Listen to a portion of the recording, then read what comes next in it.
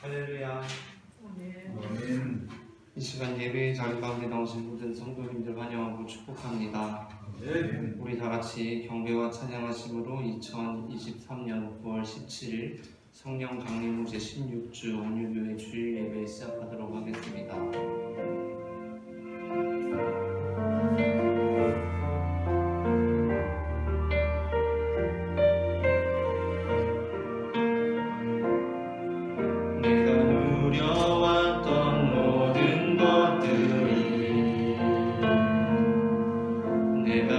지나왔던 모든 시간이 내가 걸어왔던 모든 순간이 당연한 것 아니라 은혜였소. 아침에 해가 뜨고 저녁에 노을 봄의 꽃향기와 가을의 열매 변하는 계절의 모든 순간이 당연한 것 아니라 은혜였소. 모든 것이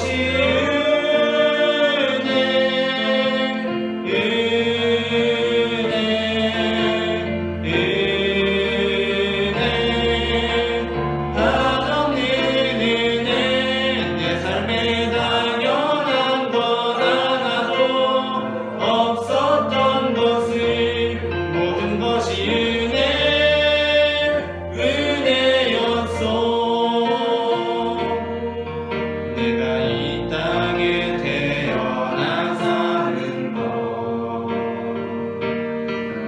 어린아이 시절과 지금까지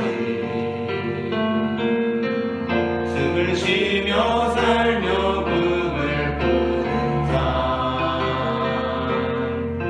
당연한 것 아니라 은혜였소. 하나님의 자녀로 살며 오늘 찬양하고 예배하는 삶 복음을 전할 수 있는 축복이 당연한 것 아니라 은혜였소. 모든 것이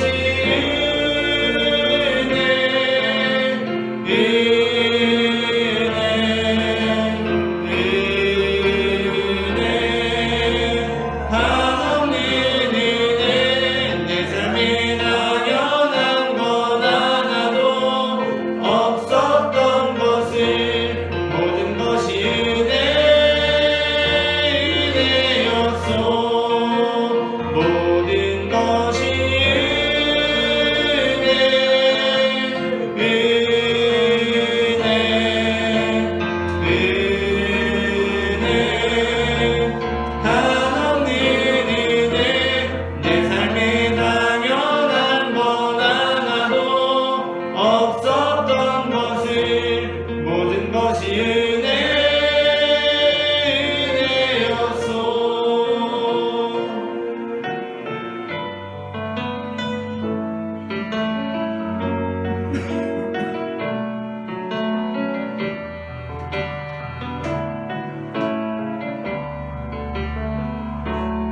오직 주의 사랑에 매여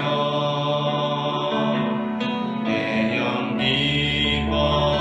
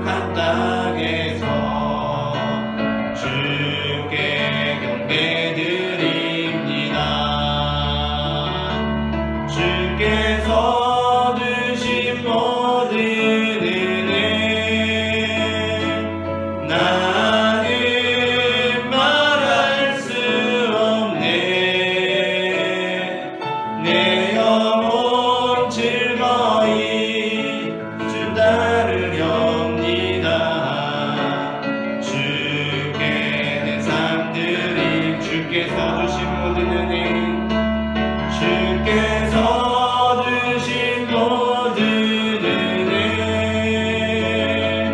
나는 말할 수 없네. 내 영혼 즐거이 주 따르렵니다.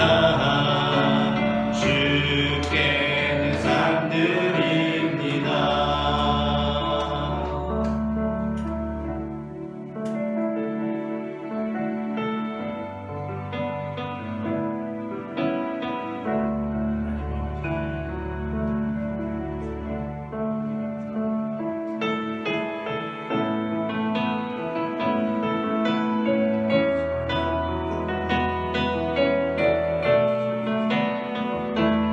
함께 하늘의 문을 여서서 찬양합니다. 하늘의 문을 여소서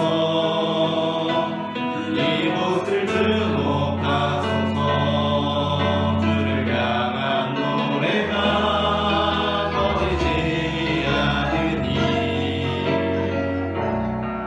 하늘을 열고소서. 이곳에 임재하소서. 주님을 기다립니다. 기도의 향기가 하늘에 닿으니 주여 임재하여 주소서. 이곳에 오셔서 이곳에 앉으소서. 이곳에서 드리는 예배를 받으소서. 주님의 이름만이 오직 주의 이름만 이곳에 있습니다. 이곳에 오셔서 이곳에 앉으소서. 이곳에서 드리는 예배를 받으소서. 주님의 이름만이 오직 주의 이름만 이곳에 있습니다. 이 시간 우리 함께 기도하기로 원합니다. 사랑의 주님, 이 시간에도 우리를 주님의 백성들로 불러주시고 주님 앞에 예배하게 하신 은혜를 감사합니다. 우리가 주님의 이름을 드높여 찬양할 때에 홀로 영광 받아주시고 주님, 우리가 주님께 기도할 때에 우리의 기도를 들어주시옵소서. 다 함께 주여 세 번 부르시고 기도하시겠습니다. 주여 주여 주여. 사랑의 주님, 은혜를 감사합니다. 이 시간 우리 주님 앞에 나와 예배하며 주님의 이름을 드높여 찬양하게 하신 예수님 은혜를 감사합니다. 우리가 여호와 하나님만을 참으로 찬송하며 예배하오니 사랑의 주님, 이 시간 주님의 성령으로 임재하여 주시고 우리의 심령 가운데 주님의 은혜의 강물이 흐를 수 있도록 역사하여 주시옵소서. 사랑의 주님, 우리는 참으로 연약하고 부족한 존재들이지만 사랑의 하나님께서 예수 그리스도의 십자가의 근원을 구원하여 주시고 하나님, 우리의 모든 죄악들을 대속하여 주셨으니 하나님 아버지, 이 시간 주님의 은혜를 의지하며 나아갑니다. 사랑의 주님을 사모하며 나아갑니다. 하나님 아버지, 이 시간에도 주님의 성령으로 임재하여 주셔서 주님을 사모하는 모든 영혼들마다 주님의 은혜를 경험할 수 있도록 역사하여 주시옵소서. 사랑의 하나님만 우리의 소망이 되시고 죽은 우리에게서 다시 사신 예수 그리스도만 우리의 비전이 되시오니 하나님, 이 시간 모든 가운데 빛으로 오신 예수 그리스도의 은혜가 우리의 심령 가운데 임할 수 있도록 역사하여 주시옵소서. 하나님의 능력이 아니라 하나님의 우리의 이름이 아니라 주님의 생명의 부으심을 간구하며 나아갑니다. 하나님 아버지, 이 시간에도 주님 우리 손을 붙들어 주시고 주님의 은혜의 말씀을 들려주시옵소서. 하나님, 우리가 주님의 은혜로 믿는 믿음의 자녀들이 될 수 있도록 역사하여 주시옵소서. 하나님, 우리를 불러 주시옵소서. 우리와 함께하여 주시옵소서. 주님, 우리의 예배를 받아 주시옵소서.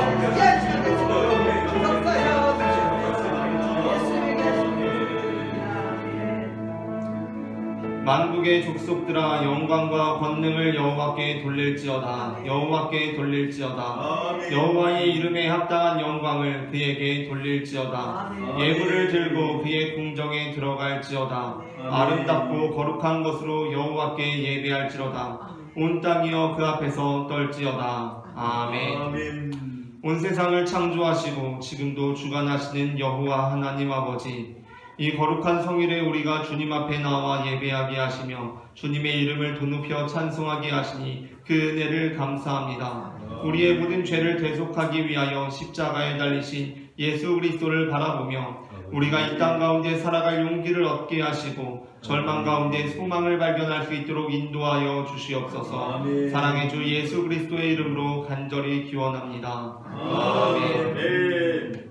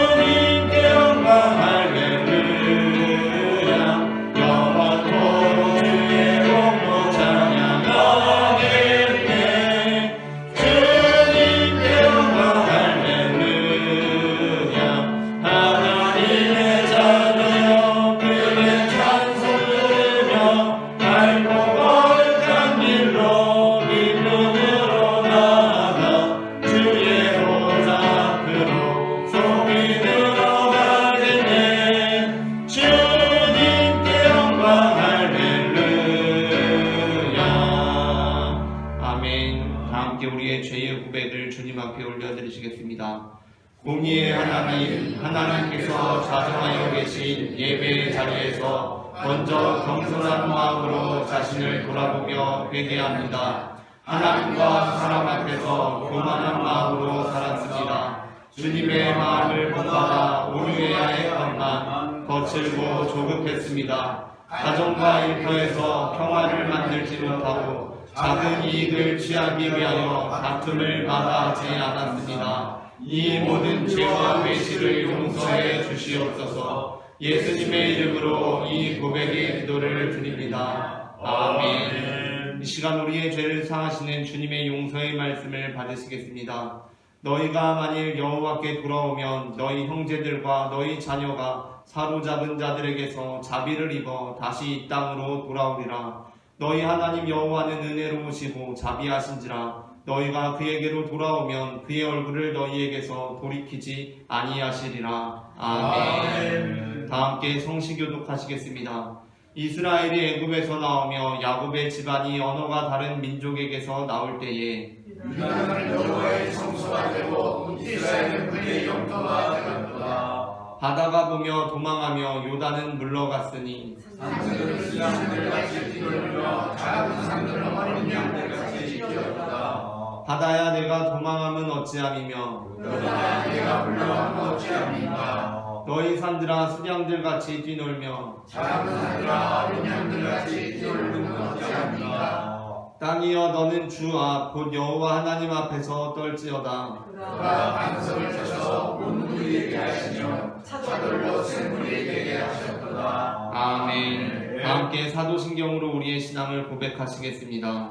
전능하사 천지를 만드신 하나님 아버지를 내가 믿사오며 그 외아들 우리 주 예수 그리스도를 믿사오니 이는 성령으로 잉태하사 동정녀 마리아에게 나시고 본유 빌라도에게 고난을 받으사 십자가에 못 박혀 죽으시고 장사한 지 사흘 만에 죽은 자 가운데서 다시 살아나시며 하늘에 오르사 전능하신 하나님 우편에 앉아 계시다가 저리로서 산자와 죽은 자를 심판하러 오시리라. 성령을 믿사오며 거룩한 공예와 성도가 서로 교통하는 것과 죄를 사하여 주시는 것과 몸이 다시 사는 것과 영원히 사는 것을 믿사옵나이다. 아멘.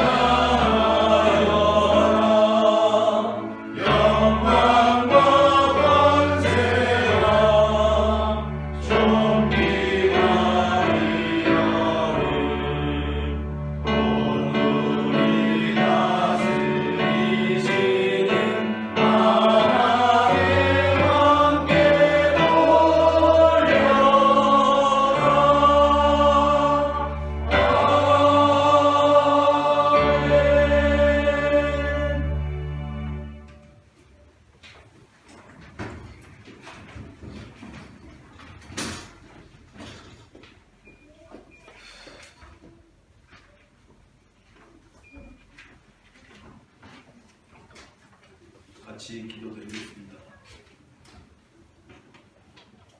세계 만물을 창조하신 주 하나님, 하나님만 만물의 주인이십니다. 아멘. 인간을 하나님 형상대로 지으신 하나님, 우리에게 있는 모든 것이 주님께로부터 왔고 우리에게 있는 재물이나 건강이나 환경이나 상황이나 생명도 다 주께서 주셨고 주님의 것입니다. 아멘. 우리를 이처럼 사랑하셔서 어린 양으로 우리를 찾아오시고 죄인에게 의인의 옷 입혀주시며 내가 너희를 사랑한 것 같이 너희도 서로 사랑하라 말씀하신 주님, 우리는 주님의 말씀을 읽고 듣고 또 그 말씀을 지켜 행하는 것이 주님께 영광임을 알면서도 왜 그렇게 하지 못하는지 참으로 애통하기만 합니다. 주님과 함께 십자가에 못 박혀 죽었음을 선포하고 경험했던 내가 다시 살아나 형제의 약함을 교만한 생각과 미움의 눈으로 바라보며 용납하기보다는 비판하는 데 시간을 소모했던 지난 날들을 주 하나님께 통해 자복하며 십자가 밑에 다 내려놓습니다. 하나님 아버지, 우리를 불쌍히 여겨 주옵소서. 우리의 죄와 허물을 용서하여 주옵소서. 긍휼히 여기는 자에게 긍휼을 베푸시는 하나님 아버지, 우리의 잘못된 생각과 마음을 고쳐서서 이제 모든 사람을 섬기고 사랑하며 살 때 특별히 약하고 흠이 많은 형제는 더 안아주고 감싸주는 저희들이 되어 주님께 기쁨이 되는 믿음의 사람들 다 되게 하여 주옵소서. 아멘. 세상은 온통 전쟁과 기근과 전염병과 재난으로 신음하고 있습니다. 하나님께서는 인간이 타락하고 악한 삶을 살 때마다 전쟁과 기근과 전염병과 재난을 심판의 막대기로 들어쓰셨고 이는 우리를 향한 하나님의 사랑의 회초리였습니다. 아멘. 잠깐 있다가 없어질 안개처럼 이 세상을 잠깐 사는 우리들이 주님의 은혜를 힘입고 하나님을 아버지라 부르며 사는 것은 인간의 역사 가운데 없었던 지금은 은혜 받을 만한 때요 구원의 날을 미운데 살아계신 하나님 우리 아버지 원하고 기도하오니 주 앞에 나와 예배하는 저희들을 고쳐주셔서 세상 따라 살지 않고 주님 따라 기쁨과 감사로 하나님을 찬양하는 삶이 되게 하옵소서. 아멘. 아멘. 우리는 육신을 입고 있으므로 어려움도 있을 텐데 무엇이든지 염려하지 않고 주께 구하며 또 구한 것은 받은 줄로 믿고 주신 주님께 감사하는 저희들의 삶이 되게 하옵소서. 아멘. 예수님을 의지하는 우리를 너는 내 아들이라 부르시고 함께 하시는 하나님 아버지, 과연 그렇습니다. 주님의 그 말씀을 조금도 의심하지 않고 저희들은 다 온전히 믿습니다. 하나님께서 우리에게 이처럼 부유함을 주셨고 사업장과 직장을 주셔서 일하게 하시고 만족한 소득도 허락하시니 우리가 소득의 전부를 하나님의 것으로 알고 일부를 성별하여 기쁨으로 드립니다. 또 드리고 싶지만 몸과 마음으로만 드리는 형제도 있습니다. 우리가 다 주님의 것이오니 이러한 모든 것들 기쁨으로 받으시고 우리를 온전한 하나님의 것으로 새롭게 하셔서 우리 한 사람 한 사람이 하나님과의 관계가 온전하며 올바른 사람과의 관계, 올바른 물질과의 관계로 하나님의 자녀의 증거된 삶이 되게 도와주옵소서. 이제도 담임 목사님을 통해 주시는 말씀으로 하나님을 만나는 시간 되길 원합니다. 악하고 더러운 사단마귀의 역사는 소멸되고 아멘. 말씀 충만, 은혜 충만, 기쁨 충만으로 채워 주옵소서. 아멘. 모든 나라와 권세와 능력과 영광이 다 주님의 것임을 찬양하며 이 모든 말씀을 우리를 십자가 사랑으로 구원하신 예수님의 이름으로 기도하옵나이다. 아멘. 아멘.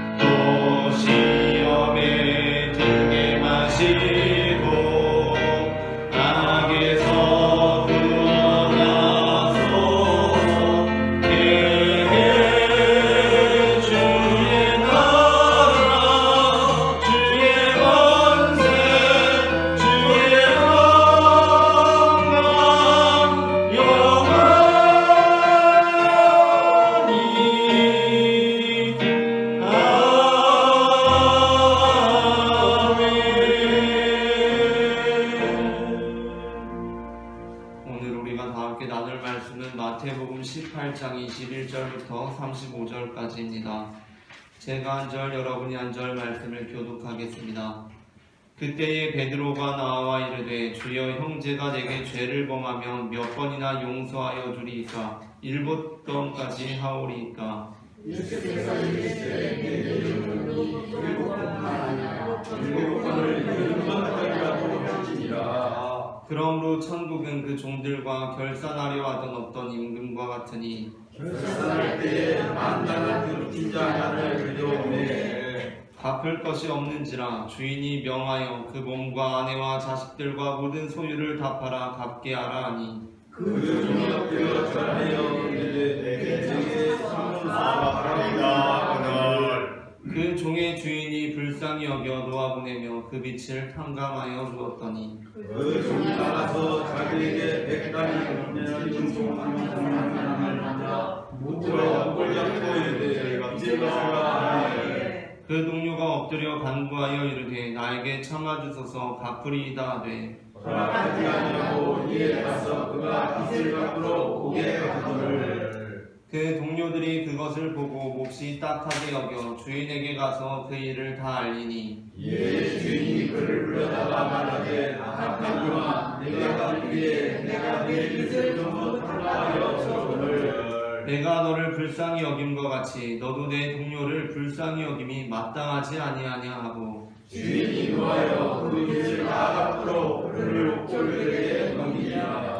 합독하겠습니다. 너희가 각각 마음으로부터 형제를 용서하지 아니하면 나의 하늘 아버지께서도 너희에게 이와 같이 하시리라. 아멘. 이 시간 예배의 자리 가운데 나오신 모든 성도님들 환영하고 축복합니다. 오늘 우리는 앞서 읽은 마태복음 18장 21절부터 35절까지의 본문으로 만달란트 빚진 자라는 제목의 말씀을 나누려고 합니다. 전해지는 말씀 가운데 하나님의 은혜가 있으시기를 바랍니다.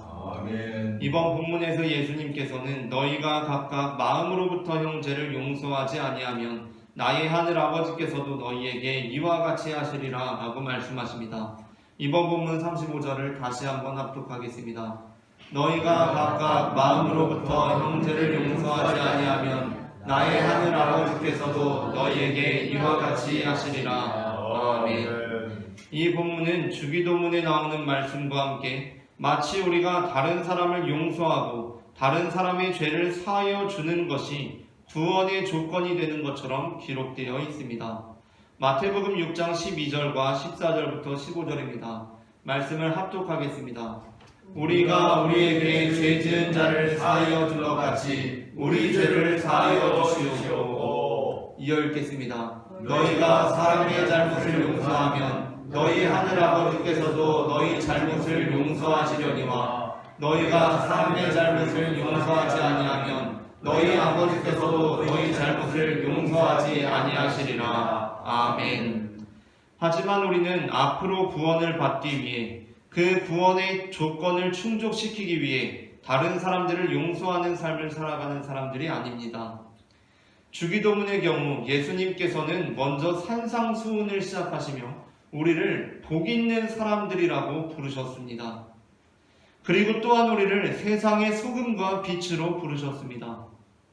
나아가 주기도문을 시작하시며 예수님께서는 우리로 하여금 하나님을 하늘에 계신 우리 아버지라고 부르게 하셨습니다. 이것이 의미하는 바가 무엇입니까? 이미 하나님께서는 우리에게 한없는 은혜를 베풀어 주셨다는 것을 의미합니다.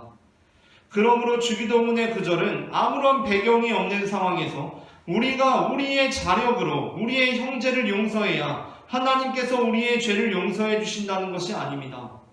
하나님께서는 아무 자격이 없는 우리, 아니 자격이 없을 뿐만 아니라 복 있는 사람들이나 세상의 소금과 빛이 되기에는 턱없이 부족한 우리를 먼저 용납하여 주셔서 복 있는 사람들로 세상의 소금과 빛으로 하늘에 계신 우리 아버지의 자녀로 불러주셨습니다. 그러므로 우리는 주기도문 본문이 우리의 관계에 대하여 표현할 때 우리는 앞으로 있을 구원을 받기 위해서 그 구원의 조건을 충족시키기 위해서 다른 사람들을 용서하는 삶을 살아가는 사람들이라고 말할 수 없습니다. 오히려 우리는 이미 받은 구원을 통해 하나님께서 이미 우리를 불러주셨기 때문에 우리에게 이미 행하신 그 용납하심을 통해 우리가 그렇게 행할 수 있는 능력을 얻게 된 사람들이라는 것입니다. 이번 마태복음 본문 역시 마찬가지입니다. 예수님께서는 35절의 앞선 구절들을 통해서 그것을 분명히 말씀하시고 계십니다. 이번 본문 23절부터 34절에 나오고 있는 비유가 바로 그것입니다.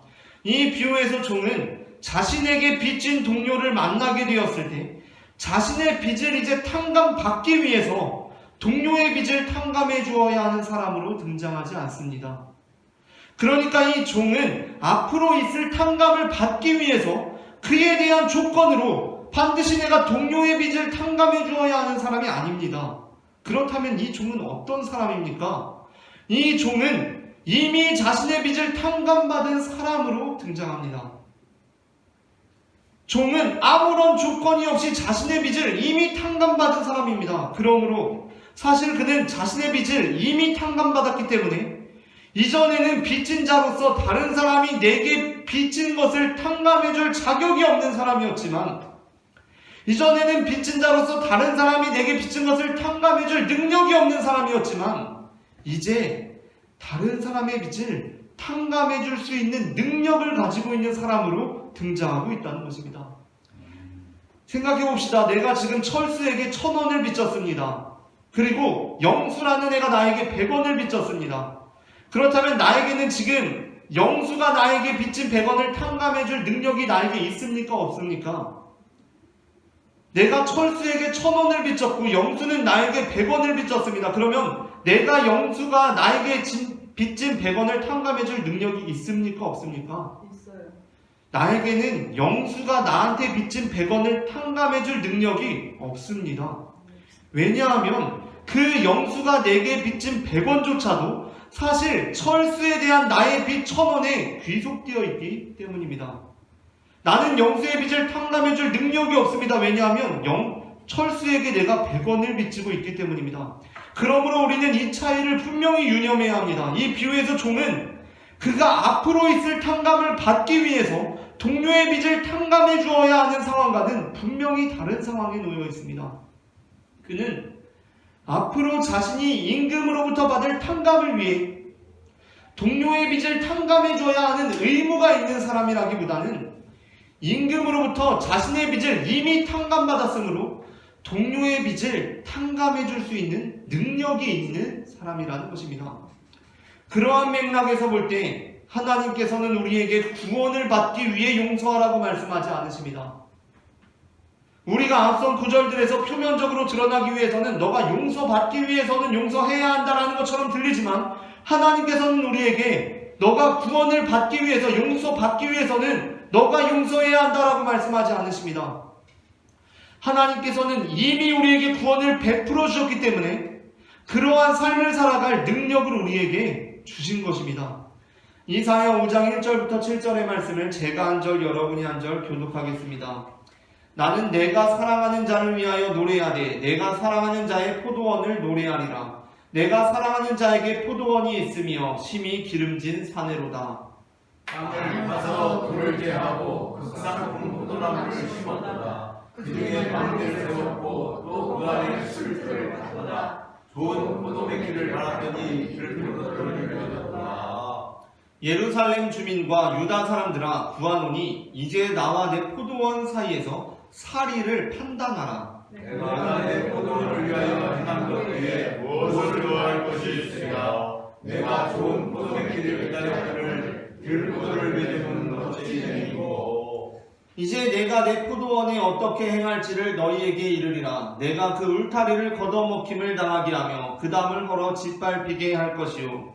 내가 그것을 황폐하게 하니 다시는 가지를 자르거나 국을 돋우지 못하여 찔려가 가시가 날 것이며 내가 또 구름으로 변하여 그 위에 비를 내리지 못하게 하리라. 합독하겠습니다. 무릇 만군의 여호와의 포도원은 이스라엘 족속이요 그가 기뻐하시는 나무는 유다 사람이라. 그들에게 정의를 바라셨더니 도리어 평화기요 그들에게 공의를 바라셨더니 도리어 부르짖음이었도다. 아멘. 이사야 본문에서 하나님께서는 이스라엘 족속과 유다 사람에 대한 심판을 말씀하십니다. 그런데 그 이유가 무엇입니까? 그들이 스스로 구원의 조건을 충족하지 못하였기 때문입니까? 그들이 자신에게 펼쳐진 야생의 땅에서 그 좋은 포도를 맺지 못했기 때문이었습니까? 아닙니다. 그렇지 않습니다. 하나님께서는 그들에게 극상품 포도 열매를 맺을 수 있는 모든 환경을 이미 조성해 주셨습니다. 하나님께서는 심히 기름진 산을 찾으셔서 그 땅을 파시고 돌을 제하셔서 극상품 포도나무를 심으셨습니다. 그런데 어떤 일이 벌어졌습니까? 그럼에도 불구하고 그들이 들포도를 맺었기 때문에 하나님께서는 그들에 대한 심판을 선언하고 계십니다. 그러니까 만군의 여호와 하나님께서 먼저 그들의 빚을 탕감해 주심으로 그들에게 극상품 포도 열매를 맺을 수 있는 능력을 주셨음에도 불구하고 그들이 그 능력을 발휘하지 못했을 뿐만 아니라 그 능력을 제공해 주신 것에 대해 배반하는 행위를 함으로써 그들은 심판을 당하게 된 것입니다. 그렇다면 우리는 어떻습니까? 우리는 그 능력을 발휘하는 삶을 살아가고 있습니까? 여전히 많은 그리스도인들이 용서하는 삶을 살아갈 때 우리가 이미 제공받은 능력으로 그 삶을 살아가려고 하는 것이 아니라 앞으로 있을 구원을 받기 위한 조건으로서 용서하는 삶을 살아가야만 하는 사람들처럼 살아갑니다. 여전히 많은 그리스도인들이 용서하는 삶을 살아갈 때 우리가 이미 제공받은 이 능력으로 그 삶을 살아가려고 하는 것이 아니라 앞으로 있을 구원을 받기 위한 조건으로서 용서하는 삶을 살아가야만 하는 사람들처럼 살아갑니다. 비단 용서뿐만이 아니라 우리 신앙생활을 함에 있어서도 우리가 이미 받은 은혜, 이미 받은 사랑, 이미 받은 능력으로 그 삶을 살아가는 것이 아니라 앞으로 구원을 받기 위해 그 받기 위한 조건으로서 신앙생활을 하는 것 같습니다. 그렇다 보니 우리의 모든 신앙생활은 기쁨과 감사가 넘치는 행위가 아니라 구원을 받기 위해 행하는 수고와 고생이 되고 맙니다. 자본주의에 대한 심도 있는 분석을 담고 있는 자본이라는 책을 쓴 독일의 사상가 칼 마르크스는 특별히 노동력이 거래되는 현장에서 자본가들과는 대비되는 노동자들의 표정을 보면서 자본가들과 대비되는 노동자들의 모습을 보면서 자본주의의 위험성을 직감합니다. 물론 지금 제가 여기에서 칼 마르크스를 인용한다고 해서 칼 마르크스의 사상에 동의한다는 것을 의미하는 것은 아닙니다. 제가 지금 이 자본주의 환경에 너무 잘 적응하고 살아가면서 칼 마르크스의 입장에 동의한다고 말하는 것 자체가 코미디일 것입니다. 그러나 저는 사상가로서 칼 마르크스의 위대한 통찰력을 바라봅니다. 칼 마르크스는 특별히 노동력이 거래되는 현장에서 자본가들과 대비되는 노동자들의 표정을 보면서 자본가들과 대비되는 노동자들의 모습을 보면서 자본주의의 위험성을 직감합니다. 사실 철저한 자본주의적 논리에 따르면 모든 거래는 상호 간의 만족으로 이어져야 합니다. 그것이 자본주의의 논리입니다. 사기를 치거나 특별한 종류의 억압과 폭력이 벌어지지 않는 이상, 불평등 조약이 아닌 이상 보편적으로 사과를 판 사람은 사과를 팔아서 돈을 버니까 좋은 거고, 돈을 내고 사과를 산 사람은 돈을 내고 사과를 얻었으니까 좋아야 합니다. 그게 자본주의의 논리입니다. 서로 누가 강제하지 않았으니까 한 사람은 사과 갖고 왔고 한 사람은 돈 갖고 왔고 서로 자유롭게 거래했으니까 서로 좋아야 됩니다. 그게 맞는 겁니다. 그런데 마르크스는 다른 시장은 모르겠지만 노동시장에서는 그러한 결과가 전혀 나타나지 않는다는 것에 주목합니다. 노동시장에서는 그러한 결과가 전혀 나타나지 않는다는 것에 주목합니다. 노동력 거래 현장에서 공장 주인인 자본가는 노동자들의 노동력을 사고 좋아합니다. 기뻐합니다. 잘못된 일이 아니라 마땅한 일입니다. 그런데 마르크스가 노동자들의 모습을 보았을 때 그는 무언가 아주 이상한 점을 감지합니다. 어쩐지 노동자들의 표정에는 사과를 돈으로 사고 얻은, 그리고 그러한 류의 거래가 끝났을 때의 표정이 나타나지 않습니다. 자신들의 노동력을 팔고 그들이 원하는 돈을 얻었음에도 불구하고 그러한 기쁨과 환희가 전혀 엿보이지 않습니다. 오히려 그들의 표정에는 슬픔이 서려 있습니다. 그들의 축 처진 어깨, 터덜터덜 걷는 걸음걸이에는 그들의 비애가 담겨 있습니다. 마르크스는 이게 참 이상하다라고 생각했습니다. 왜 노동자들은 그들 역시 누가 강제하지 않았고 자발적으로 이룬 거래 속에서 그런 표정을 짓고 그런 모습으로 서 있는 것입니까? 마르크스는 그 지점에서 이 자본주의 시스템 안에서 벌어지는 노동력 거래는 자유를 표방하고 있지만 그 안에 사실 부자유를 감추고 있는 것은 아닌가 생각하게 됩니다. 자본주의 시스템 안에서 벌어지는 노동력 거래는 평등을 표방하고 있지만 그 안에 사실 불평등을 감추고 있는 것은 아닌가 생각합니다. 우리의 모습은 어떻습니까? 우리는 예수님의 대속으로 구원받았다고 고백합니다. 그러므로 우리가 믿는 바에 따르면 사실 우리의 신앙생활은 그에 대한 마땅한 행위로서 기쁨과 감사가 넘치는 행위여야 합니다. 당연한 것 아닙니까? 예수님 믿고 죽음에서 생명의 길로 옮겨갔으면 당연히 기쁘고 즐거운 거 아닙니까? 신앙생활이 당연히 감사가 넘쳐야 하는 거 아닙니까? 이 삶 자체가 즐거워야 합니다. 그런데 저는 많은 그리스도인들의 모습 속에서 무언가 참으로 이상한 점을 감지합니다. 예배를 드리고 돌아가는 청년의 표정에서 기쁨과 환희가 보이지 않습니다. 참 이상하지 않습니까?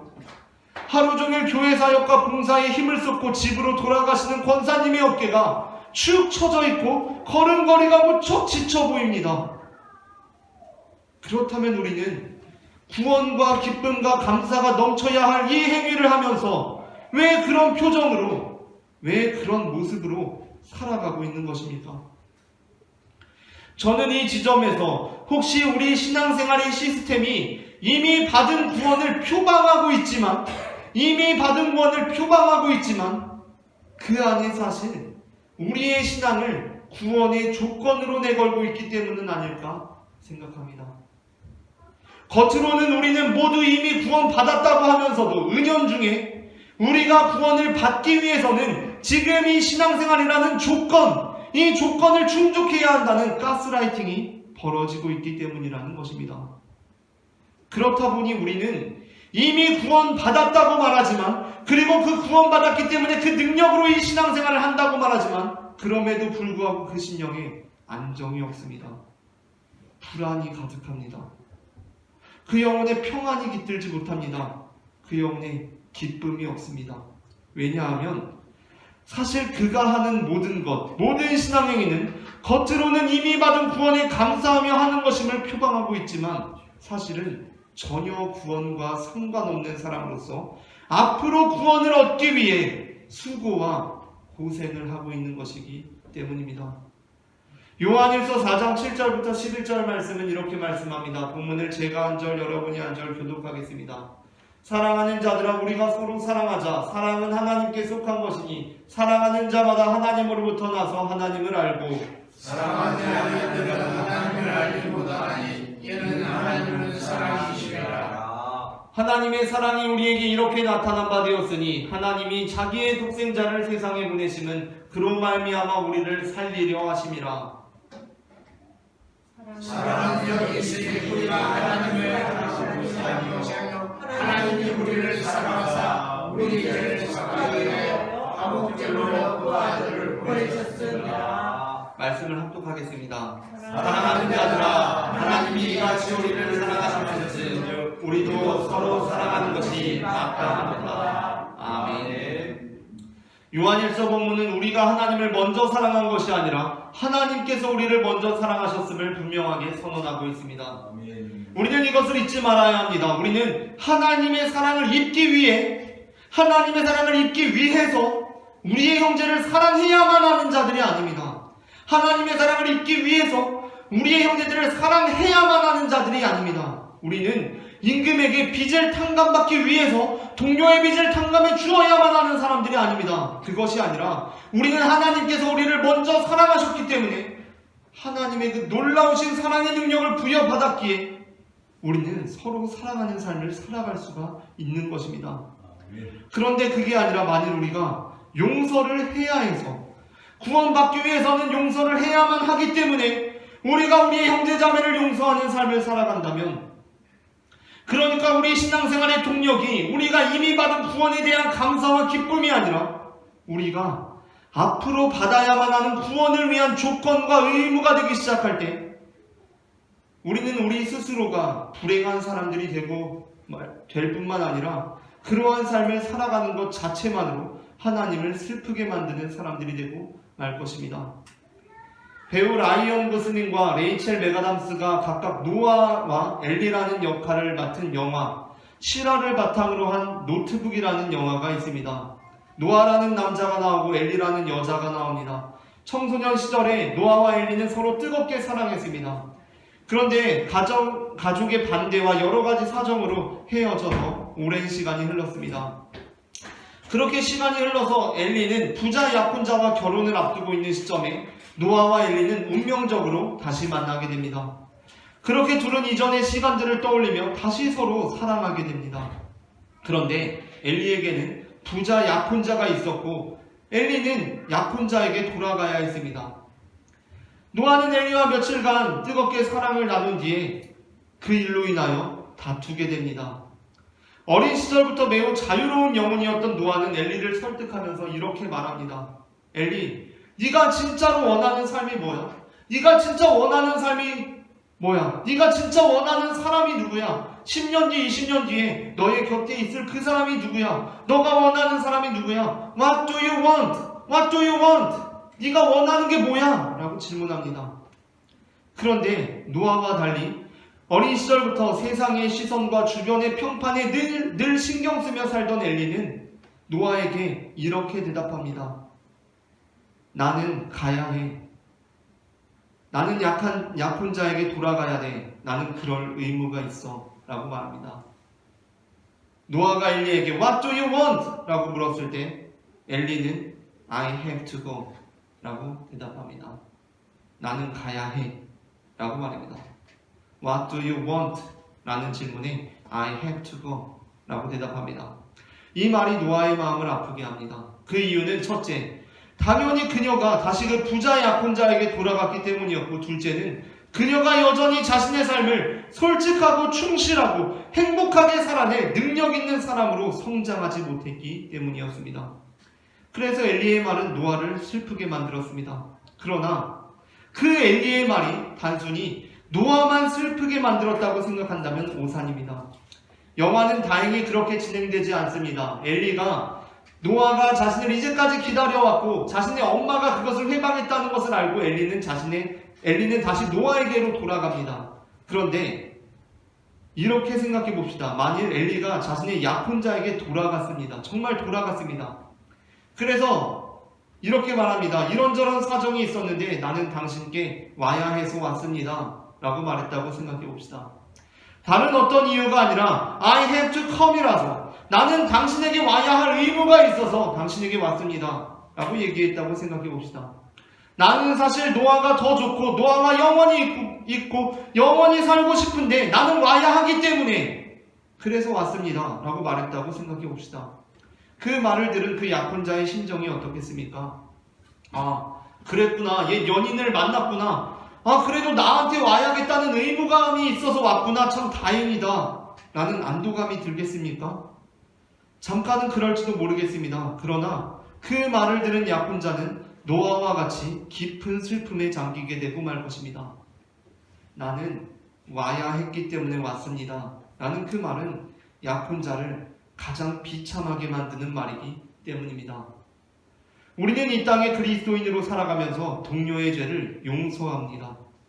동료의 죄를 용서합니다. 그런데 왜 용서합니까? 용서해야 해서 합니다. I have to forgive. 용서를 해야 하기 때문에 합니다. 내가 용서받기 위해서는 용서해야 하기 때문에 용서합니다. 예배를 드립니다. 그런데 왜 예배 드립니까? 예배를 드려야 하기 때문에 예배를 드립니다. 내가 구원받기 위해서는 예배를 드려야 하기 때문에 예배를 드립니다. 헌금 왜 합니까? 헌금해야 되니까 합니다. 이 말이 사실은 참으로 너무나 서글픈 말입니다. 우리는 이미 구원을 받은 사람들임에도 불구하고 마치 구원과 전혀 상관없는 사람들처럼 끝없는 수고와 노동으로 구원을 성취해야만 하는 사람처럼 구원을 벌어야 하는 사람처럼 살기 위해서는 그 노동으로 구원을 벌어야 하는 사람처럼 고군분투하며 아등바등하며 이 길을 걸어가고 있습니다. 하나님께서 우리에게 얘야 너는 왜 예배를 드리니? 라고 물으시는데 우리는 예배요? 드려야 되니까 드리죠 라고 말합니다. 하나님께서 우리에게 얘야 너는 왜 헌금을 하니? 라고 물으시는데 우리는 헌금이요? 해야 하니까 아주 왜 하겠어요? 라고 말을 합니다.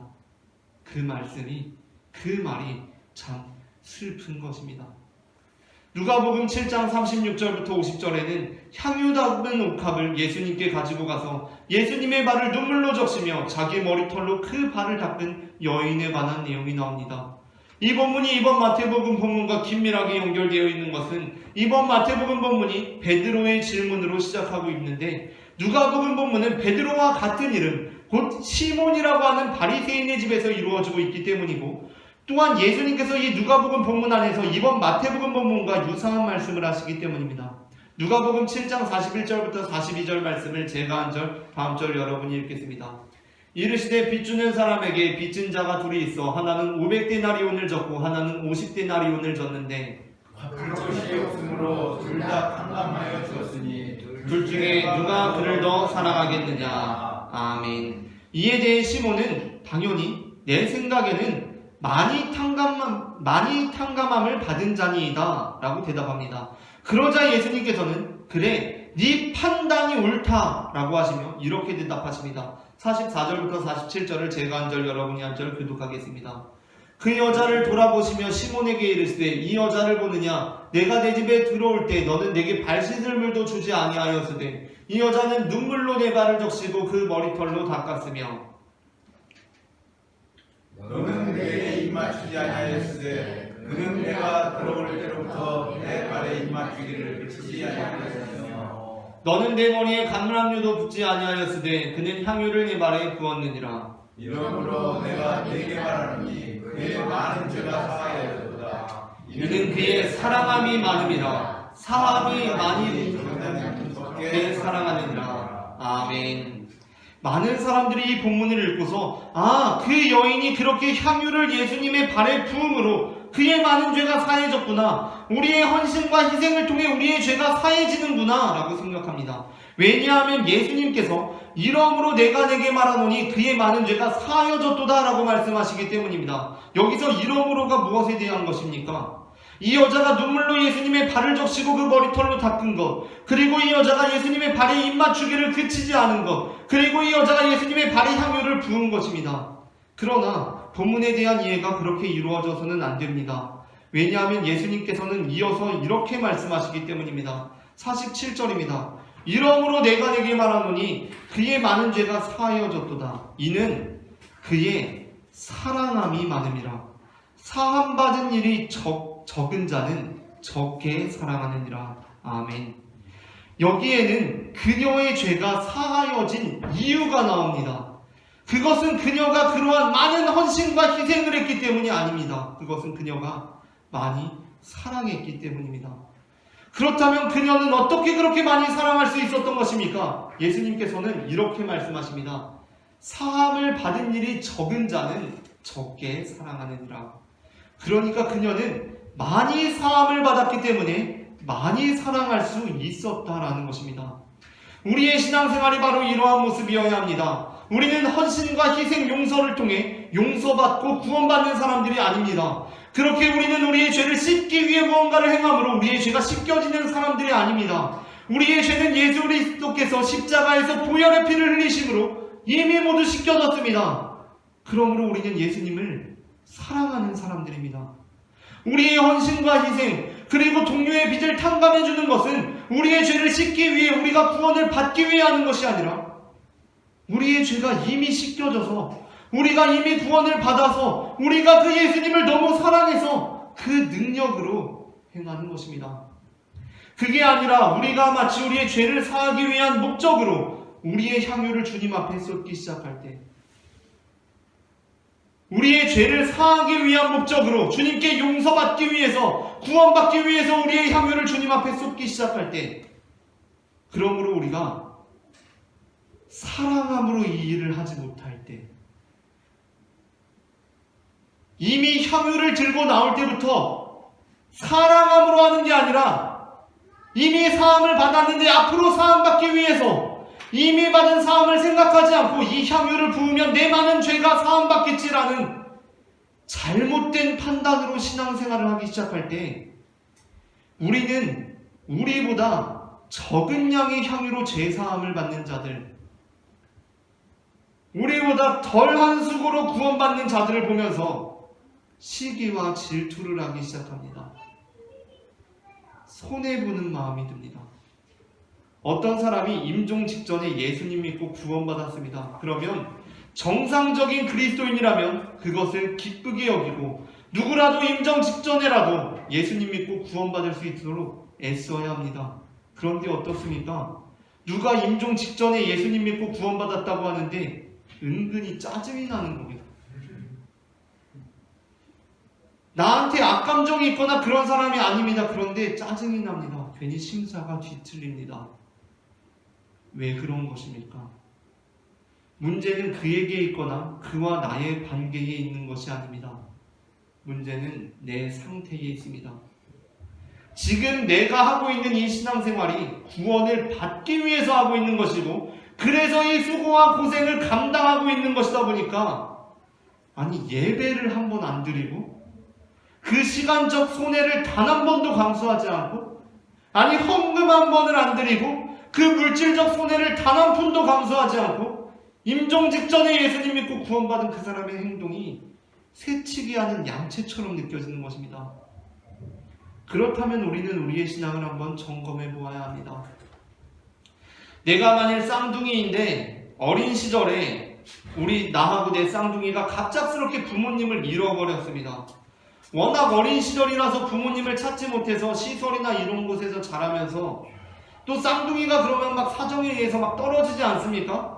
서로 막 다른 데 입양 가고 막 시설에서 자라고 이러면서 엄청 고생하면서 막 자랐습니다. 그러면서 그 쌍둥이들조차 서로 소식을 모르게 되었습니다. 그런데 내가 한 20살 정도의 부모님을 찾게 된 겁니다. 그렇게 나는 한 20살 때부터 부모님과 함께 살았습니다. 그리고 결국에는 한 40살 정도 되었을 때, 내가 40살 정도 되었을 때 다른 쌍둥이도 찾았습니다. 그러면 내 마음엔 어떤 마음이 들어야 합니까?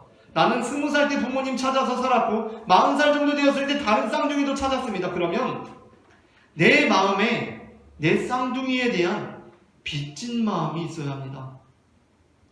내가 먼저 부모님과 산 것이 미안할 일은 아닙니다. 절대 미안할 일은 아니지만 괜히 미안함, 괜히 빚진 마음 같은 게 있는 게 정상입니다. 왜냐하면 그는 40살 되어서 부모님을 찾았는데 나는 20살 때 찾아서 미리 같이 살았기 때문입니다. 근데 그게 아니라 야, 너는 40에 부모님 만나서 좋겠다 라고 하면 지금 뭔가 되게 이상한 상황 아닙니까? 마땅하지 않은 상황입니다. 심지어 그럴 일이 없겠지만 거의 80이 넘어서 막 임종 직전에 부모님 찾게 되었는데 걔가 막 부럽고 막 부럽다 이러면 지금 뭔가 정상적인 상황이 아니라는 것입니다.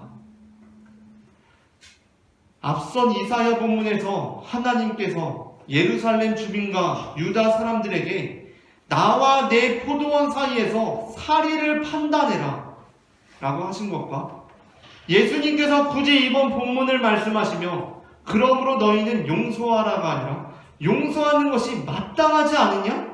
불쌍히 여기는 것이 마땅하지 않으냐? 라고 되물으신 의도, 그리고 예수님께서 시몬이라는 바리새인에게 네 판단이 정확하다 라고 말씀하신 그 의도를 다시 생각해 보게 됩니다. 사실 우리가 곰곰이 생각해 보면 우리가 이미 구원을 받은 사람들이라면, 이미 큰 은혜를 입은 사람들이라면 이번 본문에 10,000달란트라고 하면 오늘날로 여러 가지 주장이 있지만 10,000달란트가 오늘날로 환산해 보면 5천억 원까지 된다고 주장하는 사람들도 있습니다. 그렇다고 하면 우리가 그런 빚을 탕감받은 사람들이라면 5천억 원에 비하면 100데나리온은 약 1,000만 원 정도 된다고 합니다. 1,000만 원 내가 탕감해주는 사람한테는 오히려 좀 민망한 게 정상입니다. 내가 5천억을 탕감받은 사람이라면 내가 쟤한테 야, 너 내가 1,000만 원 탕감해 줄게라고 말하는 것조차 민망해야 정상입니다. 지금 내가 온전한 은혜와 사랑으로 5천억 원을 탕감받고 나오고 있는데 저쪽에서 나한테 1,000만 원 빚진 동료가 나를 보고 후다닥 도망가면 그냥 가라 라고 하는 게 정상이라는 것입니다. 근데 그럼에도 불구하고 지금 이 말씀을 듣고도 딱 들어보니까 목사님이 100데나리온 1,000만 원?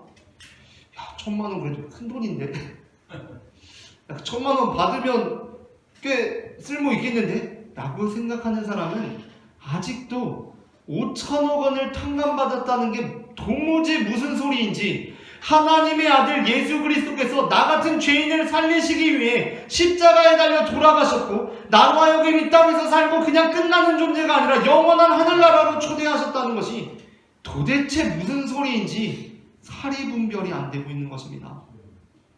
말로 듣기는 들었는데 그게 대체 뭔 소리인지 실감이 안 나는 것입니다.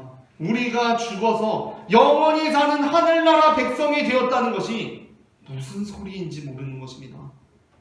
5천억이라고 하는 돈은 우리가 지금 태어나자마자 지금까지 하루도 안 빼놓고 매일 1,000만 원씩 써왔다고 해도 다 쓴 사람 지금 이 중에 아무도 없습니다. 우리가 태어난 첫날부터 지금까지 매일 1,000만 원씩 써왔는데 지금까지 그 돈을 다 쓴 사람 아무도 없습니다. 심지어 죽을 때까지 써도 그걸 다 못 쓰는 돈이 5천억입니다. 그 돈을 탕감받았는데 저기 1,000만 원 나한테 빚진 사람이 도망갈 때 그걸 잡으러 가는 건 너무 미련한 짓이라는 것입니다. 그러니까 하나님의 아들 예수 그리스도께서 나 같은 죄인을 살리시기 위해 십자가에 달려 돌아가셨다는 것이 말로는 듣기는 들었는데 그 은혜가, 그 사랑이 도대체 어떤 것인지를 모르고 있다는 것입니다. 그래서 지금 나한테 1,000만 원 빚진 사람을 잡으려고 뒤따라 달려가는 것입니다. 아니 지금 당장 하루에 1,000만 원 쓰기도 얼마나 바쁩니까? 5천억 탕감받았으면 하루에 1,000만 원 쓰는 거나 마찬가지입니다. 하루에 1,000만 원씩 쓰면서 죽을 때까지 사는 거나 마찬가지입니다. 그런데 그 사람 잡으려고 내가 숨 헐떡거리면서 전력 질주하고 있습니까? 5천원 지금 하루에 1,000만 원 쓰기도 바쁜데. 물론 우리의 신앙에 슬럼프가 찾아올 수 있습니다. 신앙생활의 기쁨이 사라질 수 있습니다. 우리는 인간이기에 그럴 수 있으며 그러한 상황 속에서도 지구가 태양을 돌면서 때로는 그 거리가 보다 가깝기도 하고 때로는 그 거리가 다소 멀기도 하지만 그 일정한 궤도를 벗어나지 않는 것처럼 우리의 신앙생활에 있어서 때로는 우리의 기분이 좀 업되기도 하고 때로는 다운되기도 하지만 그 궤도를 벗어나지 않는 것이 중요합니다. 우리가 그 궤도를 벗어나지 않을 때 지금은 우리의 기쁨이 다 사라져버린 것 같을지라도 하나님께서는 우리의 신앙생활에 다시금 봄날이 찾아오게 하실 것입니다. 그리고 또한 우리가 하나님을 제대로 믿으면서도 형제를 용서한다는 것이 어려운 일일 수 있습니다. 지금 우리가 형제를 용서하지 못하고 있는 것이 반드시 우리의 신앙 역시 잘못되었음을 나타내지는 않습니다. 우리는 하나님을 온전히 믿으면서도 실존적인 문제들 앞에서 형제를 용서하지 못할 수 있습니다. 그것이 바로 우리의 연약함이며 단 한 차례로 끝나는 것이 아니라 지속적인 하나님의 은혜와 사랑이 필요한 부분입니다. 그러나 바로 그렇기 때문에 우리가 회복해야 할 것은 우리의 각오나 의지가 아니라 하나님의 은혜입니다. 하나님께서 우리에게 이미 베풀어 주신 능력입니다. 아이러니하게도 만일 임금이 우리에게 동료의 빚 100데나리온을 탕감해 준다면 내가 너의 10,000달란트를 탕감해 주겠다라고 했다면 우리는 모두 그 100데나리온을 즉시 탕감해 주었을 것입니다. 그것에 실패한 사람은 아무도 없었을 것입니다. 하지만 하나님께서는 우리와 거래를 하려고 하지 않으십니다. 하나님께서는 우리와 연애를 하려고 하십니다. 하나님께서는 우리에게 가물로 표기된 근로계약서를 들이미시면서 야 너도 신앙생활하고 천국 오면 이득 아니냐? 야 너도 그 정도 희생하고 죄 용서받으면 이익 아니야? 야 너도 형제 용서하고 너 용서받으면 손해볼 거 없잖아. 야 그래도 일 없는 것보다는 이거라도 하고 돈 벌어가는 게 낫잖아. 싫음 말고 라고 그렇게 우리의 자유와 평등을 표방하면서 우리의 생존권을 위협하며 우리 등골을 빼먹는 악덕 업주가 아니십니다. 하나님께서는 우리에게 가물로 표기된 근로계약서를 들이미시는 것이 아니라 우리에게 이렇게 물으십니다. What do you want? 라고 물으십니다.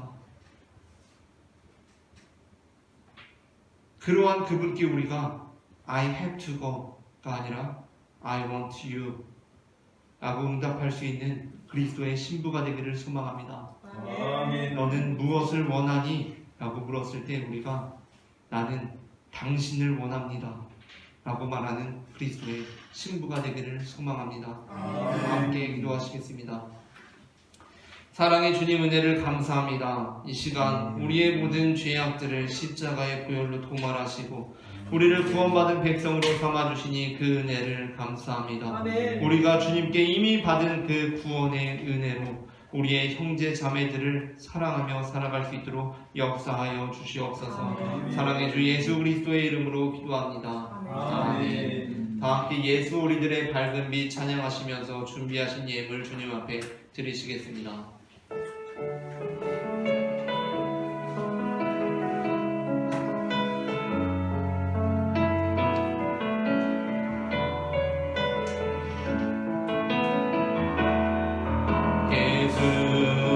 우리들의 밝은 빛 은혜와 능을 베푸시는 주 의의 길을 따라가는 주의 자녀들에게 항상 밝은 빛을 비추시네. 그는 구원의 주 하나님 공의로 세상을 다스리시네. 주를 경외하는 자들에게 부어주시는 놀라운 주님의 영광.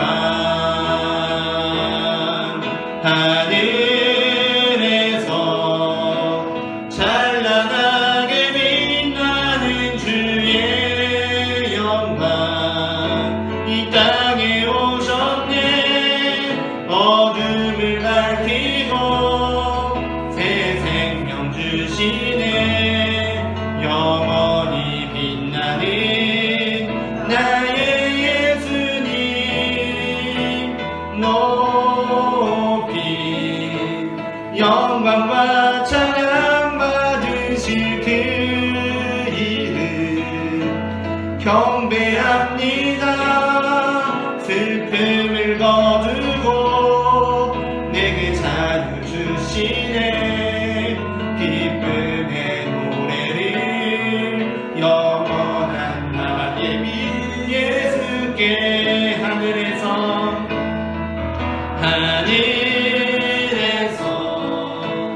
찬란하게 빛나는 주의 영광 이 땅에 오셨네. 어둠을 밝히고 새 생명 주시네. 영원히 빛나는 나의 예수님 높이 영광과 찬양 받으실 그 이름 경배합니다. 슬픔을 거두고 내게 자유 주시네. 기쁨의 노래를 영원한 나의 빛 예수께. 기도하겠습니다. 우리의 모든 죄를 도말하시고 한량없는 은혜를 베풀어 주신 여호와 하나님 아버지, 이 시간 우리가 주님의 그 크신 사랑을 다시 한번 기억하고 주님 앞에 나와 예배하게 하시니 그 은혜를 감사합니다.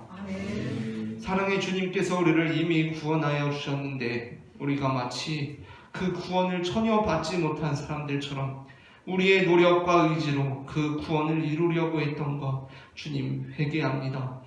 주님께서는 우리를 사랑으로 불러주셨는데 우리는 주님 안에서 우리의 공로를 드러내려고 했던 것 주님 용납하여 주시옵소서. 주님의 그 크신 사랑을 의지하며 이 시간 예물을 드립니다.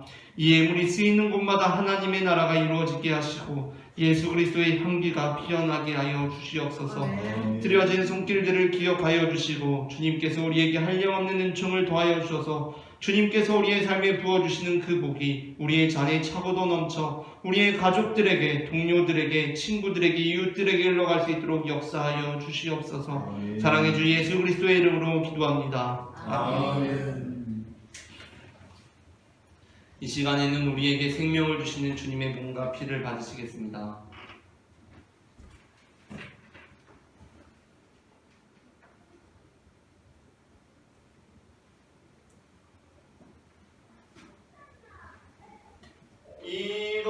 이것은 주님의 몸, 이것은 주님의 피, 이것을 먹고 마셔 주님의 생명 얻네.